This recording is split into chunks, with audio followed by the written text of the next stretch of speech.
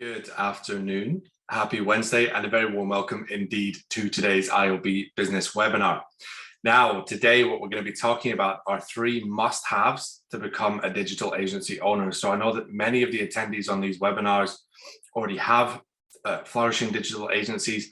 Many are experienced in the industry and many are looking to become digital agency owners as well. So we're talking to everyone today, okay? We're talking about traits that are valuable in the digital industry, traits that are invaluable when it comes to growing business, okay? So whether you are a rookie, whether you are an intermediate, or whether you are a veteran of the industry, this webinar today is for you, okay? So whilst I'm just giving it a couple of minutes for everybody else to join us today, a very warm welcome to everybody that's already with us. If you haven't met me before, my name is Ben. If you have been on one of these webinars before, it's great to see you again.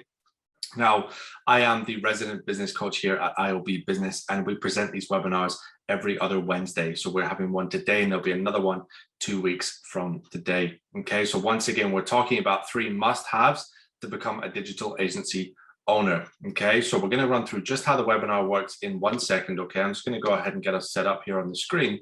So now you should be able to see the presentation, and very shortly I'm going to switch off my camera. Now, if this is your first webinar with us, the way that these work, there's a brief introduction with myself. Once again, my name is Ben.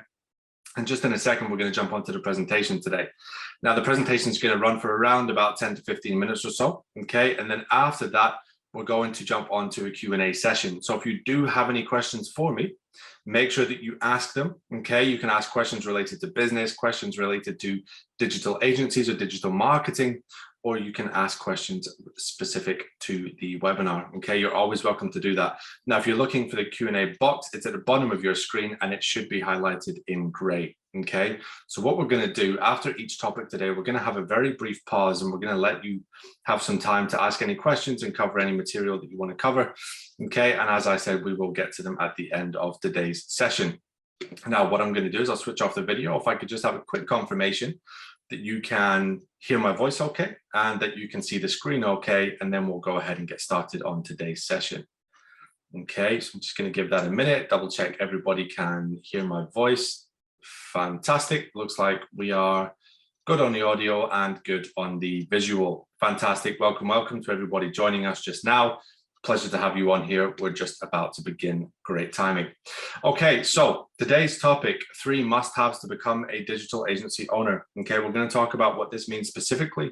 We're going to cover the three must-haves in three separate topics today. Okay, so quick introduction. My name is Ben. I am a professional business coach and I specialize in working with small businesses to help them achieve stability and growth. This is my day-to-day. This is my passion. And this is my experience in the digital industry, okay? So today's session, first thing we're gonna be talking about, willingness to evolve, okay? We're talking about three pillars here, okay? The first one is your willingness to evolve. Second one, your commitment to your client care, okay? This is a big one. I can't emphasize this enough, and we're gonna spend a little bit of time on this because it's very, very important when you're running a digital agency. And third and final, we're going to be discussing a good understanding of what lead generation actually means, okay? There are many misinterpretations of what lead generation is, especially when it comes to the digital space. So I'm going to talk you through what this means as well, okay? So beginning with topic number one, willingness to evolve, okay? First things first, much of what we need to learn comes from those actively winning in the industry, okay? Now, this first point to emphasize is crucial because if you want to become a success as a digital agency owner, if you want to become one of the greats, one of the best, one of the recognized, whether it be nationally, whether it be globally, okay, there are many, many superstars, quote unquote, in the digital space right now, okay? There are also experienced veterans in the industry, and there are very, very skilled younger agencies that you can learn from, okay? Now, we here at iOB Business thrive on providing information for digital agencies to get yourself ahead, okay? So the key message to begin with, learn from every expert you can when it comes to digital agencies, okay? If you want to learn something specific, there's a very good chance that somebody in the industry has already done it, has already won at it, and is actively winning, okay? Now, when I say winning, I mean they're getting success, whatever success means to them, okay? They're growing, they're evolving, they're becoming who they want to be if they have not already achieved that as a digital agency. So once again, much of what we need to learn comes from those actively winning in the industry. Follow those who are doing it well. You don't need to reinvent the wheel. You don't need to write a new blueprint. You need to be doing what winners are currently doing, okay? Now, number two, you don't need to be a trendsetter, but you must keep up with the curve, okay? Now, this one is absolutely crucial, all right? It's important that we cover the fact that you don't need to be a trendsetter, okay? So what I mean by this is you don't have to do all these crazy, elaborate maneuvers. You don't have to invent new pipelines. You don't have to invent new customer journeys. You don't have to invent new funnels, okay? If you want to, because you love the trial and error, you love the expansion, amazing. Please keep doing that. But this is a message of comfort and a message of reassurance. You do not need to be a trendsetter in this industry. Why? Because there are so many people showing so many new things on a regular basis, okay? Prime example, you're sitting here on this webinar with us today, you're learning new things about what it means to be a digital agency owner, okay? You don't need to be a trendsetter, but you do need to value your education. Now, second part here, you must keep up with the curve, okay? There is a very, very, very big trend continuously in the digital space. It's a constant upwards tick, I suppose, or a constant upwards trend of evolution in the digital space, okay? It's something that is constantly evolving, constantly moving, constantly updating, and constantly improving. So you must keep up with the curve. You must watch what your competitors are doing. Are they rolling out new services? Are they jumping onto new trends? Are they updating in places where you should be updating as well, okay? One of the most dangerous things that we can do as a digital agency is stop evolving, okay? Because then we begin to fall behind the curve. You'll know yourself if you're a user of social media, if you're a user of Google, if you're a user of Facebook, any of these big tech giants, okay? You will understand that there are continually updates rolling out all the time. Why? Because they need to stay relevant, they need to stay fresh, okay? You deserve this for yourself, but your clients also deserve this from you, okay? So you don't need to be a trendsetter, but you must keep up with the curve. Next, creative techniques come from stepping away from the norm, okay? Now, by the norm here, we mean normal behavior. So what you would consider to be normal is staying within your comfort zone, doing the day-to-day activities, a little bit mundane and potentially a little bit mediocre, okay? Creativity comes from having the courage to step away from what is considered normal, step away from your safe zone, okay? So you could introduce this in many different ways, okay? You're willing to try a new form of advertising. You're willing to try a new form of creative or ad copy. You're willing to develop a new funnel, okay? Like I said, you don't have to do this. But if you want to be creative, allow yourself to step away from what would be considered normal, step away from what would be considered comfortable, and enjoy the journey, okay? But creativity does not come from staying within our box. If you want to be creative and you want to be great, allow yourself the permission to step outside of the ordinary. Okay, very, very important note. This comes back down to your willingness to evolve. The first part of developing a successful agency is allowing yourself to evolve and grow, okay? And finally, on your willingness to evolve, a digital agency owner must proactively look for ways to improve. Now, this is the final point because it must be emphasized on topic number one. A digital agency owner must proactively look for ways to improve. Why? Because again, we run the risk of falling behind the curve. We run the risk of falling behind our competitors, those who could overtake us, those who could overcome us, okay? You must always be on the lookout for new ways to improve, new things to do, new ways to be great, okay? But this proactive is the key word here, because if you're letting somebody else do it for you, if you're being pulled along by your business or a client is telling you that you should be doing something, you're already falling behind. Okay, you need to be proactive. When you're not working, you should be studying, okay? Always be willing to evolve and adapt, okay? Now, it's important that I note here, you shouldn't be doing this round the clock, okay? Rest, time off is important. But if you have some spare time in your working day, then study.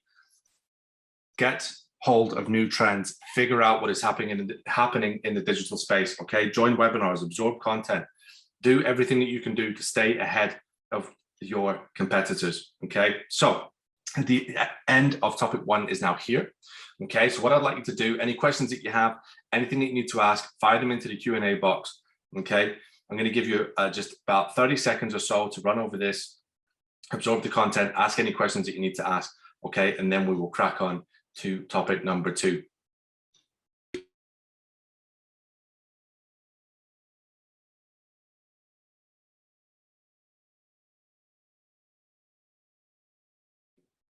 Okay, fantastic. So hopefully you've had a little chance to ask any questions and absorb the content in topic number 1. So now we're going to move on to topic number 2, which is our commitment to client care. Okay, this is one of the biggest pieces of an ongoing factor in digital agency space that you need to be aware of constantly. Okay, commitment to client care is number 1 when it comes to long-term stability. Okay, we as digital agency owners, we don't want to be a flash in the pan. We don't want to finish the race early. Okay, we want to make sure that we are here to stick around for the long term. And in doing so, we need to make sure that we're taking care of the clients that we have and the clients that we want. Okay, so happy clients are the key to business stability and longevity. If your client is unhappy, there's a very good chance that they're going to be considering leaving your business, whether you've been made aware of this or not. Okay, so how do we make clients happy? Well, we're going to run through that throughout the rest of topic number 2. But for now, I want you to be aware of this key point. Happy clients are the key to business stability and longevity. Now, what does a happy client mean specifically? Well, it's somebody who has a smile on their face when you speak to them, somebody who's willing to listen to your content, somebody who's willing to listen to your information, somebody who actually cares about your business as well as you caring about theirs. Now, the reason that they will care is because they want you to be around to continue helping them. If you're not around anymore, then their helpful source or helpful resource goes poof, it disappears. Okay, so there has to be a bit of a two-way street when it comes to client care. You must care about your client, and in turn, they will care about you and your business. They will pay your invoices on time. They'll make sure that you're taken care of on their side of things. Any information that you need, any content, any resources that you need to do your job from them, they will get over to you if they are happy. If they are unhappy, they will become distant. They will stop emailing you. They'll stop attending meetings. They'll stop asking for reports and updates. And all of these are pretty clear signs that your client is on their way out. That is not to say that they can't be stopped, and it's not to say that the client relationship can't be saved, but you don't really want to come into this area, period. You want to avoid this as best you can. So we're going to cover continually what this means throughout topic number 2. Okay, so in particular, the digital industry requires continual client care with regular meetings. Number 1. Okay, so we're talking about what it means to care for your client here. Regular meetings are absolutely paramount. Why? Because they need to know what you're doing. Okay, we could run through the list of reasons for hours and hours and hours as to why meetings are a great thing to have with clients. But really, the salient point here is that if you're not meeting with your client, you don't know what's going on with them, and they don't know what's going on with you. So this is the biggest bridge to holding that relationship in place. Okay, relationships take work. Any form of relationship takes continual work, evolution, and adaptation. Okay, this is no different when it comes to taking care of your clients. You don't want them to feel like a number in your business. You need them to feel like a person who is being cared for and catered to by the business that they pay for a service. Okay, so regular meetings, number 1. Now, an interesting side note here, some clients will want to have more meetings than you propose, and some clients will want to have less. This is fine. Okay, so if you intend to meet with a client weekly and they say, actually, that's a bit too much because of my schedule, I do want to talk to you, but let's do it a big catch up on a monthly basis. And then how about we just email in between? Okay, if this is a proactive suggestion from them, that's absolutely fine. At this point, you don't really want to be forcing more meetings on them, because there's a very good chance that they'll begin to begrudge attending these meetings because they feel like they're being forced to, okay, when they don't really have the time. So be aware of what your client actually needs. Come forward to them with a proposal of how many meetings you would like and why. And then if they want to negotiate, that's fine, okay? Because it's coming from them. They're asking for something specific, and they will probably, most likely, appreciate you catering to their needs as well as yours to theirs, okay? So regular reporting is the next thing. Clients must always be aware what's happening with their campaigns, with their work, with their creatives, with their forums, with their updates, with their ads, okay? So many different ways to update somebody in the digital industry. But this, of course, has to be specific to what your client actually needs and requires from you. So by giving regular reporting, we're telling our client what's happening at all times. We're making updates, we're making improvements. We're going to continue to talk about this, okay? But crucial information being in a report that you can send over once a week keeps it nice and light, especially for those clients that can only really meet once occasionally or once a month or, etc. Okay? But Giving regular reports will allow you the chance to give them an update without actually having to sit down and talk to them. Okay, so when you're giving them reports, you can include statistics, insightful analytics, numbers that they need to be aware of, improvement suggestions. Okay, if you're doing this, they will see that they are not just a number, that you are actually spending time to put together a report for them that they can read through at their own leisure. Okay, regular updates, again, quick email, quick phone call, hey, this is going really well, or hey, this is not going so well, can we make a change? Now, another key side tip here, if there is something going wrong, don't just come to the client with a problem, come to the client with the problem and the solution, okay? So time is of the essence here, all right? Don't spend days and days and days trying to think of a solution before you tell the client the problem, but hopefully it's a fairly simplistic problem that you can give a solution for, okay? But you should always approach this with an open mind. If you're coming to a client and saying, oh, I have a problem, you either want to already have the solution or you want to be willing to work with them to find a solution. The absolute worst thing that you can do in this, well, actually two worst things that you can do in this circumstance is A, you take ages to tell them. So they're asking, why didn't you tell me when this actually happened? But number two, if you're not coming to them with a solution, they feel like they're just taking on your load, your weight unnecessarily. They're paying you for a service. They're paying you to take care of something that they need taken care of. So they don't always take to it too kindly if you just email them and say, hey, we've got this huge problem, not really sure what to do. All right. So always be open-minded and always do your best to have a solution ready for any problem that arises. Okay. Now, regular tweaks for improvement is a big one, because we need to not only create the consistency in our client campaigns and make sure that we're getting consistent results, we also want to be looking at how we can improve them, okay? Now, when we're talking about continual evolution, constant adaptation and improvement, we need to focus on regular tweaks and updates, okay? Now, if there's something going in a campaign, so let's just say that you're spending £10 per new client, which is fine, okay? And the client is happy with this method, so they're paying £10 every time they get a new customer or client. Maybe your goal could be to get this to £9, £8, £7, okay? Always be willing to try something new, try something different. As long as you have permission from the client, you can try new creatives, you can try new ad copy, okay? You can get them more engagement on social media, you can get them more bookings for their meetings, you can get them more sales, okay? Whatever you can do, whatever you're providing for them, make sure that you're always looking to tweak it for improvement. Never sit on your laurels and just wait for it to happen, okay? Because that is when we run the risk of complacency. And being complacent, as I'm sure you'll have known throughout the method of this webinar, is not okay if you want to continually improve as a digital agency. All right, so final point for topic number 2. The key tip here, your ideal client begins with your lead generation, okay? So we're going to discuss in topic number 3, exactly what lead generation means. But it's important that I note to you now that your ideal client actually starts as far back as when you're seeking to begin your lead generation, okay? Why? Because you cover lots of different areas about the type of client that you want. You talk about the type of business that they are, where they're located geographically. You can even fine tune it right down to the personality of the client. Do you like working with driven individuals? Do you like working with motivated individuals? Do you like lots of meetings? Do you not like as many meetings? Do you want someone who's a little bit more laid back and just happy to let you do what you will with your fee? Or many, many different ways, okay? You can look at financial turnover. You can look at varying types of business and various niches and industries, okay? But your ideal client, it's very important that you figure out who that is before you start off with lead generation, because otherwise you might have some success in filling your business with clients, but you might not actually have the right clients in there, which is going to cause stress, difficulties, troubles, and all in all, you're not going to look forward to your work that much, okay? So I don't want to be the bearer of doom and gloom, but we're going to talk about what lead generation means in topic number 3.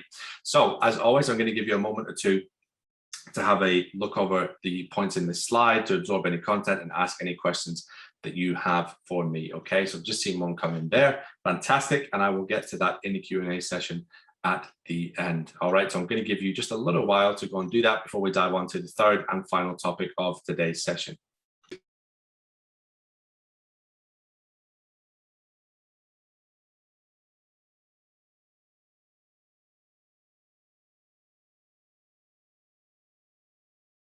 Fantastic. Okay, so hopefully you've had a chance now to ask any questions that you have on topic number 2, and I very much look forward to answering them at the end of today's session. Okay, so moving on now to topic number 3.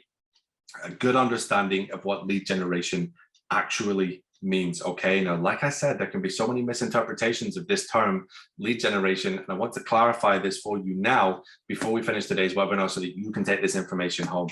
Okay, so first things first, lead generation is more than just advertising. Marketing as a whole is more than just advertising. Okay, it comes down to many factors, some of which we discussed in topic number 2 at the end there when we're talking about establishing your ideal client, talking about varying demographics, geographical location, size of business turnover, age range. Okay, all of these different things come into effect when you're looking at compiling your lead generation. Okay, then you're looking at varying methods, best ways to close the meeting for sales.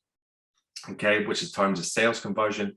There's so much more to lead generation than just advertising. Okay, advertising is one component of a much larger machine. Okay, so your advertising is essentially when you've done all the groundwork, you put your ideal client together, you know who you're going to target, you've got the right creative, the right ad copy to target the specific person, you've assessed budgets, you've assessed KPIs and where you want them to be, and then you're finally ready to press the trigger on your advert. Okay, so lead generation is so much more than just advertising. All right. Now, there's a very good tip for you here when you're looking at lead generation. It must be consistent. Okay, patchy campaigns. Now, what do I mean by patchy campaigns? What I mean is if you're starting and stopping, you're investing some money and then you're panicking and then you're pulling it back out again. You're not sure about this, you're not sure about that, you're not getting the results that you want immediately, so you decide, nope, I need to stop this. Okay, when it comes to lead generation and advertising specifically, that's one of the worst things that you can do. Okay, patchy campaigns will bring inconsistent results, if any at all. Okay, now what I mean by this is that your inconsistency in running your advertising, which correlates as a larger part of your lead generation, will create inconsistency in your results.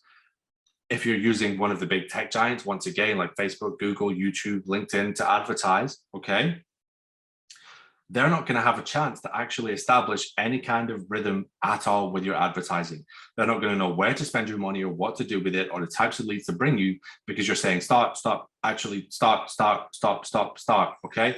They don't know what to do with that information, okay? The algorithm does not have time to learn. Therefore, you're going to be brought inconsistent results, if any at all, okay? So if you want consistency in your lead generation, in your advertising, start with your own consistency. Spend regular budgets in regular amounts, as long as this is affordable and it's budgeted for in the wider business, okay? But the key message here, it must be consistent, okay? Now, good lead generation takes time and understanding, okay? If you want to be truly great at generating new leads for your business, understand that it is not an overnight thing, okay? It takes continual analysis, it takes a lot of groundwork, and it takes constant tweaks and updates. Okay, so very similar to how we're talking about constant tweaks and updates being important for your clients, it's just as important for you when you're looking at consistent lead generation. Okay, but if you want to be truly great in this field, it takes time and it takes understanding. Study, don't be afraid to learn, absorb new information, attend webinars, read books about ways in which you can improve your business, you can advertise. Okay, but good lead generation takes time and understanding. Okay. Now, as a finishing note here on topic number 3 and on the webinar as a whole, you must play to 2 things when it comes to successful lead generation, okay? Number 1, your skill set, and number 2, your target market, okay? So I'm going to explain just for a second what these mean, all right? So when I'm talking about playing to your skill set, what I mean is you must be aware of how good you are in any certain or given field, okay? Now, let's just take this back for a second, okay? If you are great with paid advertising, then go for it. If you're not great with paid advertising, consider organic methods, consider social media. If you're great at writing, consider blog content, okay? Consider SEO if you're a great writer. If you're a great speaker, consider audio content for generating leads, consider podcasts, all right? But you must play to your own individualistic skill set here, okay? Because if you try and dive into a field that you're not particularly skilled at yet or you're not very good at, there's a very good chance that you're not going to get it completely right and you could have greater success elsewhere. But this is a key message for lead generation. Play to your strengths, okay? You can develop strengths in other fields. You can learn, you can educate yourself. But as you are at the moment, if you want to create lead generation methods, you must be aware that you are playing to your own skills. Okay. Now, this also applies to the back end of your lead generation. Okay. When we're talking about getting sales meetings or other ways in which you can close clients. Okay. Again, are you a good salesperson? Because if not, you don't really want to be sitting on meetings trying to close sales. You might need a closer with you. You might need somebody who can close your client. Okay. Are you comfortable with cold calling and phoning people? Okay. Once again, if you're not great over the phone, don't do that. Send emails instead. Reach out on LinkedIn. Okay. Play to wherever your strengths are all the way throughout lead generation. This begins with the very skill of advertising and establishing your ideal client all the way to closing that sale in the end. Okay. So think about where you are strongest. And finally, your lead generation must play to your target market. Okay. If you have a very specific niche, you need to figure out where these types of people are going to see your content and how they're going to want to absorb your content. Okay. Would this type of business or type of prospective lead be more inclined to read a blog post, more inclined to see it on social media, more inclined to listen to your podcast? Okay. Think about the demographic of your audience. What age are they? What are their interests? Where do they like to spend their time? Speak to them where they already are. Go and find them. If they're constantly listening to podcasts on Spotify, roll out a podcast and advertise it to them. Okay. Think about where your target market actually is. Because we don't want to be advertising on Google for people who would actually be finding us on Facebook. All right. So that brings us to the end of topic number 3. Now, what we're going to do is we're going to dive on to a Q&A session in just a moment. Okay. I've just seen a question pop in there. So I'm going to give everybody else a little bit of time to ask any questions that you have on today's presentation, business, digital marketing, whatever you like, ask away related to business and marketing. Okay. And I'll see you in the Q&A section in just a second.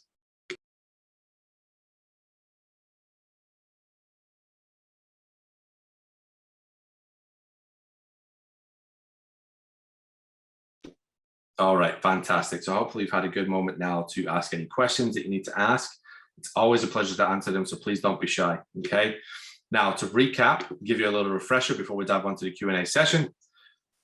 Number 1, great digital agencies evolve with the times. Take this message home with you, okay? If you want to be a great digital agency owner, you must always be willing to adapt and evolve. Number 2, commit to great client care. If you want to be around for the long term, make sure that you're taking care of the people that give your business money. And number 3, understand your lead generation. You cannot just start advertising without understanding who you actually want to speak to and why. Okay. So thank you very much for attending. If you want to go and have a deeper look at us, you can head over to iob-business.com and check us out over there. Okay. So what we're going to do now is we're going to get to your questions. All right. Perfect. So we've got 2 questions in at the moment. I'm going to go ahead and answer the first one in just a second there. Okay, perfect. So there's still plenty of time. Ask away any questions that you have. So question number 1 that I have for today, where should I begin with my lead generation? Okay, great question. We covered a lot of that in topic number 3. So my advice to you, do not dive into one strategy right away. Okay, you must take the time to figure out your skills and where you can apply your time most effectively. All right. It's a very, very simple answer to a very, very good question. Make sure that you're committing time to figuring out where you would be best. Don't dive headfirst into one strategy. Take a little bit of time to experiment, split test, have fun with it, and just figure out where you're actually most productive. Okay. Because you don't really want to waste your time. So in experimenting and doing the work now, you know that you're not wasting your time later because you've already established the optimal methods for you. Great question. And I hope that helped. Question number 2, how many meetings should I have with my clients? Okay, cool. So we spoke about this, I think, in topic number 1, a little bit in topic number 2 today. All right. So really, there is no specific number. Okay. You begin with whatever you believe that you need to have. So do you feel like you have enough content or client is paying you enough to justify a weekly meeting? Do you feel like you have that much to share that it would actually begin to overflow if you weren't meeting every week? Okay. Now, a good indicator of this is that, let's say you begin with a monthly meeting and it's scheduled to last for an hour and it always lasts for 3 hours. That's a good indicator that you should maybe split those meetings up into once a week because you always have so much to catch up on. okay? And the reverse, if you're meeting once a week and you feel like, oh, well, we're kind of, biding time here, we don't really have much to talk about, we just ended up having a chit chat at the end of the meeting, then you know that probably you don't need to be meeting that regularly because there's actually not that much to catch up on, okay? But really, it needs to be suitable for yourself and suitable for the client. So be open, have an open mind, be willing to evolve to whatever you need and whatever the client needs. Just because you set the number of meetings now doesn't mean that that can't change at a later date if it's necessary to do so. Okay, so I hope that that was useful as always. It has been a real pleasure presenting the webinar to you today. I don't see any more questions that I have, so I believe that that means we can call it a wrap on today's session. Pleasure as always, and I very much hope to see you again 2 weeks from now. Take care and bye for now.